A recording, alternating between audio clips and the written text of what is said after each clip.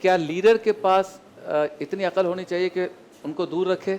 یا کوئی تبلیغ ترغیب کا کوئی ایسا نظام ہو کہ جس سے ان خوشامدیوں کو ترغیب دی جائے کہ خدا کے واسطے یہ کام نہ کریں؟ دیکھیں، سب سے پہلی بات تو یہ ہے کہ ایک نفسیاتی مرض ہے جس کو احساس برتری سے آپ تعبیر کریں۔ ایک بندہ اپنے آپ کو عقل کل سمجھ لے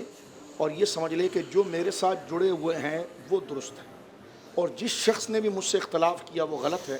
اب وہ اختلاف جو کر رہا ہے وہ کس نوعیت کا کر رہا ہے؟ وہ حق پر مبنی ہے کہ واقعی میں اس شخص کے اندر یہ عیب موجود ہے یا اس کے فیصلے میں یہ غلطی موجود ہے؟ وہ سرے سے خود کو اپنے آپ کو معاذ اللہ مقام عصمت پر پہنچا کر کے ہے کہ مجھ سے خطائی سرزد نہیں ہو سکتی ہے۔ تو یہ تو ایک مرض ہے، اور ایسے ہی مریض کے قریب خوشامدی لوگ آتے ہیں اور اس کو استعمال کرنے کے لیے، اور اس پر جس طرح علامہ اسحاق صاحب نے بھی کہا، وہ صاحب منصب ہوتا ہے، اس کا کوئی تعلق ہوتا ہے، اس کے کوئی معاملات ہوتے ہیں، اور جو شخص اس کی خوشامدی کر رہا ہے اس سے کوئی مقصد نہیں، اپنا مفاد اس کو، یعنی انگلی ڈال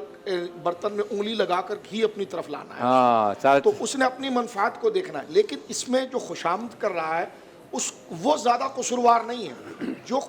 جو خوشامد کو قبول کر رہا ہے وہ اس بات کو دیکھے کہ اس کا منصب کیا ہے، اور یہ جو بات اس نے مجھ سے کی ہے، تو کیا میں اتنا بچانا فکر کا شخص ہوں کہ صرف ایک بندے سے متعلق یہ بات کر دی گئی تو میں اس کو قبول کروں؟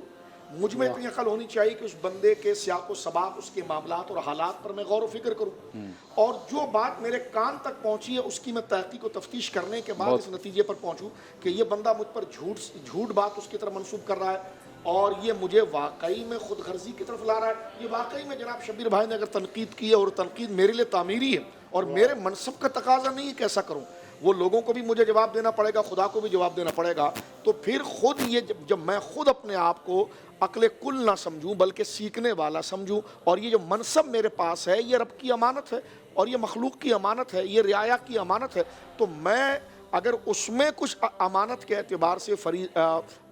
منصب فریضہ کو ادا کرتے ہوئے منصبی فریضہ کو ادا کرتے مجھ سے کوتاہی ہو رہی ہے، اور وہ بات اگر میرے لیے کر رہا ہے تو وہ دشمن نہیں ہے، وہ تو اچھی بات کر رہا ہے۔ یعنی یہ قائدانہ صلاحیتوں کی بات ہے کہ آپ نے کتنی، اور آپ اپنے آپ کو جب عقل کل کریں گے تو خراب ہو جائیں گے، اس لیے کہ انسان پوری زندگی سیکھتا رہتا ہے، جہاں وہ اپنے آپ کو مکمل کرتا ہے تو پھر ایسے خوشامدی ٹولے کے ہاتھ پر آتا ہے اور سارا نظام اس کا کلپس ہو جاتا ہے اور لوگوں کے سامنے وہ عبرت کا نشان بنتا ہے۔ اور جہاں بندہ اپنے آپ کو سیکھتا رہتا ہے اور اللہ کے حضور وہ ہمیشہ